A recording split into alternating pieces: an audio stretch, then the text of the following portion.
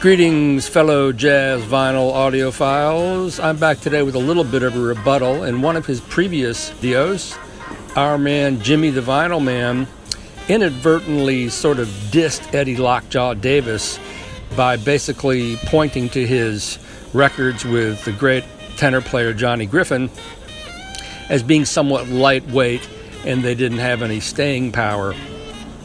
And I think that may be true. Those are the quintessential albums labeled blowing sessions, but those albums are incredible fun. They're blowing high velocity, fast tempos, and it's just, those are joyful records and they're a blast to hear. But Eddie Lockjaw Davis, taken on his own, is one of the great tenor players of jazz who never really quite deserved his due. I discovered him just when I was buying records, and I was like, well, who is this guy? I don't really know. I've never heard of this guy. And I started buying his cookbook records. And those records, and there are 3 of them, volume 1, 2, and 3. They're a little hard to tell apart because they have similar colors or different colors, similar photographs. But those are also joyous albums, and they are in the groove. They are in the pocket. They are what I call in the cut. They lay in a certain place tempo-wise that, A, nobody plays these kind of tempos anymore, from medium slow to really slow to just barely moving, but with so much soul and such a high dynamic range.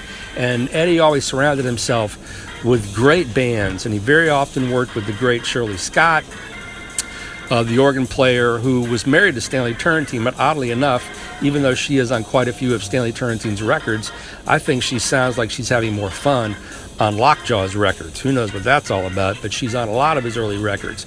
Lockjaw made over 50 albums as a leader. He made 25 albums with Count Basie, which says a lot. And he also recorded records with Billy Butler, Benny Carter. He's on Sax No End with the Kenny Clark, Francie Boland Big Band, which was recently reissued, I believe.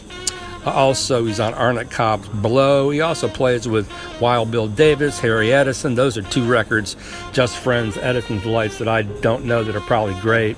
There's a record with Red Garland, Dizzy Gillespie, Al Gray, Tiny Grimes. He's on Coleman Hawkins' Nighthawk, which I have not heard. I bet that's really great. And he's also on a later period Joe Jones record, The Main Man. Near the end of his life, Eddie recorded a lot of Pablo records, which I don't really have. He also did a few MPS records.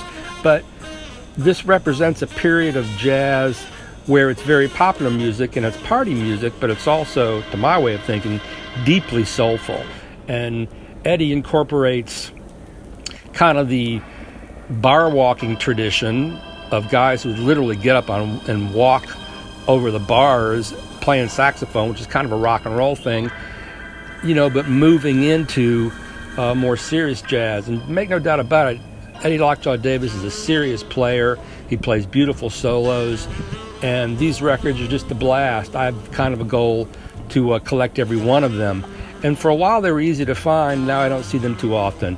But I really wanted to give a shout out to Eddie Lockjaw Davis. Made some of my finest records. When you find these records, they're not very expensive, because he's another great, great player lost to history, but a man deserving of praise.